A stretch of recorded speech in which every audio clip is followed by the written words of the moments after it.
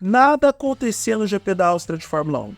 Vamos combinar que a corrida estava modorrenta, os carros abriram distância o suficiente para terem poucas brigas, as principais disputas estavam acontecendo do meio do pelotão para trás e a equipe que entregava entretenimento para todo mundo era a Alpine. O duelo entre Esteban Ocon e Pierre Gasly, um duelo doméstico de dois pilotos que se detestam, era o que estava dando diversão e entretenimento para todo mundo. Até que Max Verstappen decidiu trocar pneus pela última vez, a Red Bull erra e temos tudo o que aconteceu nas últimas 15 voltas do GP da Áustria de Fórmula 1 de 2024. Vamos conversar sobre isso? Vamos tentar discutir a relação de uma forma fraterna, civilizada e sem ofender nenhum coleguinha? Eu vou me esforçar para poupar algumas palavras ao novo Dick Vigarista holandês, por mais que isso acabe te desagradando ao longo dos próximos minutos. Eu sou Eduardo Moreira e você está no @Eduardo Moreira, um hub de conteúdo de cultura pop, entretenimento, tecnologia, música e variedades. Aqui eu falo sobre o que vem à minha cabeça e sempre entregando a opinião mais sincera possível para você. Se você gostar do que vai ver nesse vídeo, se inscreva nesse canal, dê o like para o YouTube perceber que esse conteúdo foi relevante para você e pode ser relevante para outras pessoas. Clique na sineta para receber as notificações de novos vídeos e compartilhe esse vídeo com parentes e amigos que curtem o mundo do automobilismo, curtem o mundo da Fórmula 1 e que estão, assim, indignados com o que aconteceu no final da prova de hoje, mas se perguntando até onde vai o limite da agressividade e onde termina a competitividade e começa o mau caratismo. Olha, tá vendo? Eu disse que eu não ia ofender ninguém, mas não tem jeito, eu já estou ofendendo. Vamos tentar fazer uma coisa meio embaralhada nesse vídeo, sem fazer aquela coisa volta a volta e aquele esquemão do primeiro pro último, porque sobre o que vocês querem ouvir eu vou deixar pro final do vídeo. Então vamos lá, vamos fazer um recap de algumas coisas que foram marcantes nesse GP da Áustria. Eu tô com pena do Fernando Alonso. Eu começo a ficar com pena do espanhol bicampeão do mundo porque ele começa a sofrer na Aston Martin. A gente sabe que não apenas o desenvolvimento da Aston Martin estancou, como o desenvolvimento de outras equipes que antes não disputariam de jeito nenhum com a Aston Martin avançou. Por exemplo, a Haas melhorou bastante, teve um final de semana realmente surpreendente, até porque o Kevin Magnussen chegou na zona de pontos e o Nico Hülkenberg também terminou numa sexta posição que é digna de aplausos. E aqui temos confirmado que o grande problema da Haas era realmente o nosso querido Gunther Steiner. Por mais que a gente goste daquele homem alemão com aquele sotaque marcante ao falar inglês, ele realmente era um problema. E a gente sabe, quem assistiu o Drive to Survive, sabe que ele administrou a Haas de uma forma no mínimo questionável. No final das contas, parece que Gene Haas tem razão e olha só o que temos aqui. Uma Haas que pode ser uma vaga bem interessante para qualquer piloto em 2025. Outra que melhorou indiscutivelmente foi a Alpine. Coincidência ou não, a Alpine depois que o nosso amigo Flávio Briatore, pode ser seu amigo, meu amigo não é, mas depois que o Flávio Briatore voltou para a Alpine melhorou. Aliás, depois que tirou 10 quilos de peso do carro, depois que ela decidiu desistir de produzir motores para a categoria, depois de uma série de mudanças que pode ter apertado os cintos para alguns e pode ter melhorado a questão técnica também. Vamos esperar para que Silverstone, o que essa equipe pode fazer. Outra que deu uma bela estagnada foi a Williams. E eu entendo que a Williams, até mesmo pelas questões financeiras, tem limite de desenvolvimento. Há um limite para onde o seu carro pode avançar. E parece que o teto chegou para a equipe inglesa com participação norte-americana. Enfim, o Sargent chegar em penúltimo não é uma novidade. Agora o Albon não conseguia avançar muito mais. E o Albon que estava muito bem no primeiro terço da temporada, isso é o que chama atenção neste momento. Então, esse combo de fatores faz com que a Aston Martin fique para trás. Ela estagnou o desenvolvimento e Alpine e Haas avançaram e com isso o Fernando Alonso já deve estar com a língua coçando para começar a falar mal desse carro. Outra que, nesse caso, consegue ser a pior equipe do grid, ainda é a Quick Sauber. Se bem que não ajuda muito o fato do Alonso quase atropelar o Guan Yu Zhou, varar o chinês no meio. O Alonso tomou 10 segundos de posição como punição em função desse movimento, mas ainda assim não muda o fato de que Bottas e Guan Yu Zhou estão pilotando o pior carro da Fórmula 1. Quem demonstrou sinais de recuperação foi a Ferrari, por incrível que pareça. Pode ser um resultado discreto esse do Carlos Sainz na terceira posição, mas não é. Tá, tem as forças das circunstâncias das últimas 15 voltas, mas ainda assim o Sainz fez uma boa prova sim, e o Leclerc teria feito uma boa corrida se ele não tivesse problemas na primeira volta. Então é importante que a Ferrari se recupere, principalmente em relação à Mercedes. Não apenas pela vitória do George Russell, mas se a gente parar para pensar que o Hamilton teve 5 segundos de punição e estava com assoalho com problemas e ainda assim chegou em quarto, olha, esse carro da Mercedes melhorou bastante e é outro ponto de observação que todo mundo deve fazer. Aliás, antes de eu continuar, quero dar os parabéns para o George Russell pela sua vitória. Como eu torço para que o George Russell não seja um esquecido do churrasco da Fórmula 1, porque a gente não sabe como vai ser o futuro. A gente não sabe se Max Verstappen vai para a Mercedes, a gente não sabe se o Carlos Sainz de repente vai para a Mercedes, mas eu torço para que o Russell tenha o seu lugar ao sol, porque ele é um ótimo piloto. Tá bom, vocês podem até dizer que a vitória caiu no colo dele nesse final de semana. Eu prefiro olhar para o outro lado. Ele era o piloto que fez a estratégia correta, entregou o melhor ritmo de corrida em relação ao Hamilton e estava no lugar certo na hora certa. Às vezes, para vencer na Fórmula 1, você precisa de sorte, e hoje a sorte sorriu sim para o piloto George, para o pequeno George, o rei da floresta. E na McLaren, antes de falar do Norris, quero falar do Piastri, que chegou na segunda posição.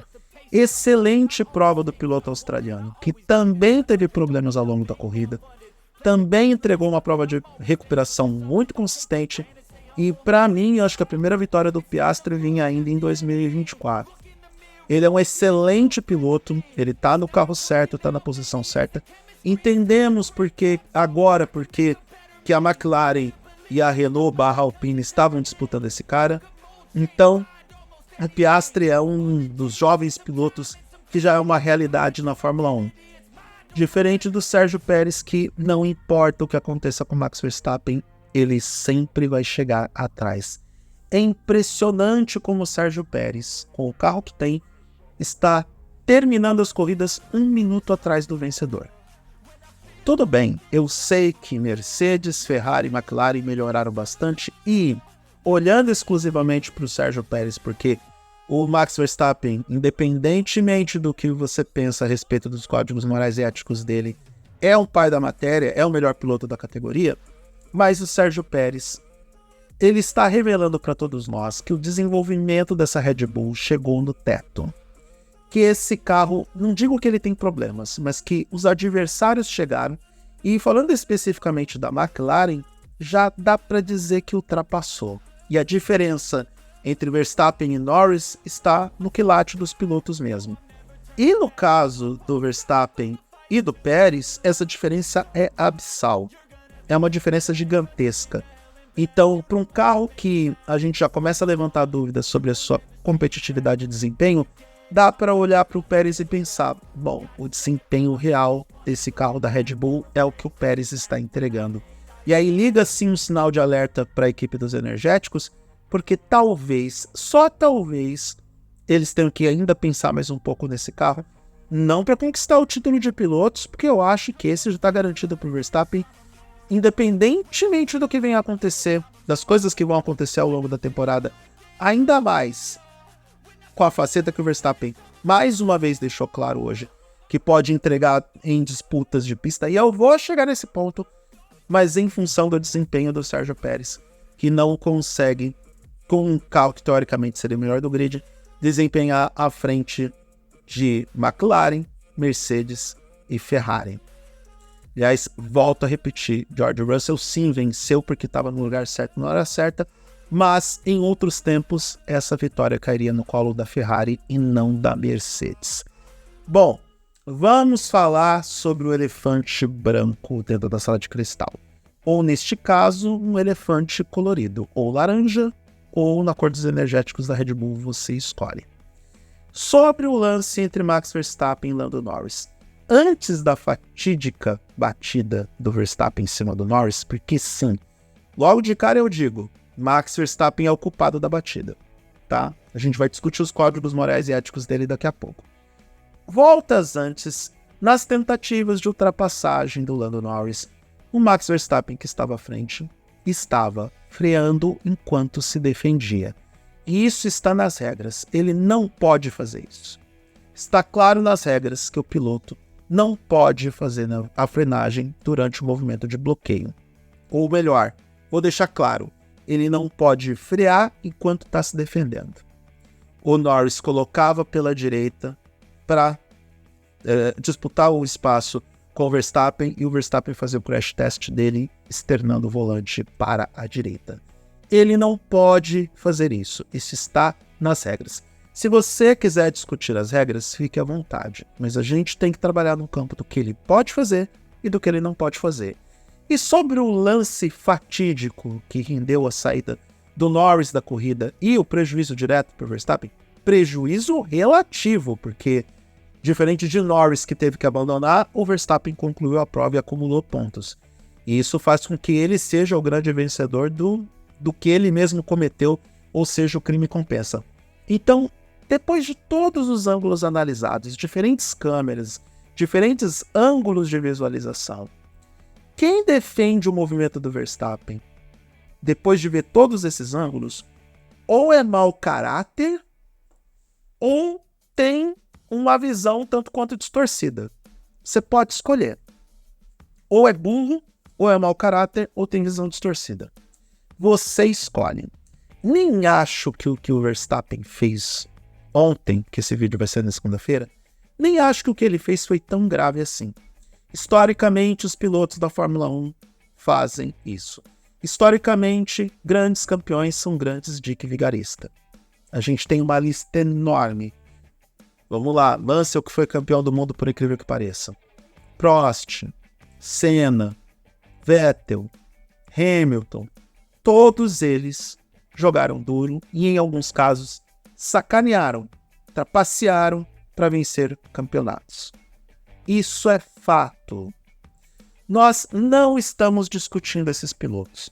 Não estamos discutindo o histórico da Fórmula 1 e não estamos validando esse tipo de evento em pista. Eu, pelo menos, não valido. Se você acha que é legal as pessoas simplesmente trapacearem para vencer, isso é um problema seu. Fala muito mais sobre o seu código moral e ético do que sobre o meu. Eu não concordo. Porque, afinal de contas, Verstappen é piloto mais do que suficiente para saber disputar dentro das regras as suas vitórias e os seus campeonatos. Ele não precisa trapacear para isso. Se ele precisar trapacear o tempo todo, que venham as punições, porque Schumacher fez a mesma coisa na década de 90 e foi punido em várias corridas. Foi banido de um campeonato inteiro na final de 97, quando ele tentou fazer isso com Jacques Villeneuve. Então, a gente tem que analisar a situação pelos fatos apresentados. Não podemos cair no campo do subjetivo, da relativização, onde a Fórmula 1 está Nutella, todo mundo já fez isso, o que o Verstappen fez não é novidade. Não, temos que analisar caso a caso. Se o Norris fizer, eu vou também criticar. Se o Leclerc fizer, eu vou criticar. Mas se o Hamilton fizer, eu vou criticar. O histórico do Hamilton também nesse tipo de manobra é grande. É só pegar o Hamilton de 2009, 2010, 2011, 2012, 2013. Coincidência ou não, 2016, nos duelos com o Nico Rosberg. Então, não estou falando tudo isso porque é o Verstappen. Eu estou falando isso porque é justo. E aí a gente tem que se perguntar, Max Verstappen vai poder fazer o que quiser na pista? A gente vai deixar ele acreditar, a gente é muita gente, né? A FIA vai deixar ele acreditar que ele pode fazer o que quiser na pista e não ter punição nenhuma? Não ter nenhum tipo de consequência por aquilo que faz? Porque 10 segundos de punição em tempo é o que está previsto no regulamento. Agora, uma punição exemplar para que ele repense o comportamento dele, porque não é o fato dele defender a posição, não é o fato dele ser competitivo. Ele pode chegar numa entrevista pós-corrida e dizer, eu tô aqui para vencer, eu tô aqui para ser competitivo. Beleza, desde que você não seja um dick vigarista, desde que você siga as regras, desde que você não ultrapasse a linha das regras, você pode ser competitivo. O Max Verstappen confunde competitividade com deslealdade, ser antidesportivo, tirar a oportunidade do seu adversário direto em ser competitivo. Aí, eu não posso concordar com o que o Verstappen fala de forma direta. Depois ele se acalmou, dizendo que foi muito estranha a forma como eles bateram, que ele tinha que rever o que aconteceu, mas não consigo concordar com essa visão de Max Verstappen que ser competitivo e estar na Fórmula 1 para vencer significa ser trapaceiro, significa agir fora das regras.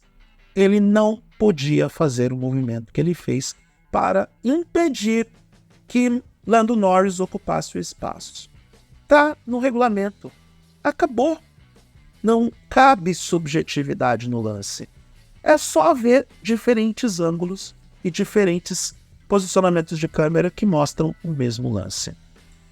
Quanto ao Lando Norris, eu acho que dessa vez o Norris entendeu de uma vez por todas que o Max Verstappen vai fazer de tudo o que estiver ao alcance dele, dentro ou fora do que está previsto nas regras, para defender o seu título e defender vitórias. Cabe ao Lando Norris como ele vai fazer para lidar com isso. Não cabe a mim dizer o que o Lando Norris deve fazer. Acredito que o Norris finalmente entendeu que Max Verstappen é amigo dele fora das pistas.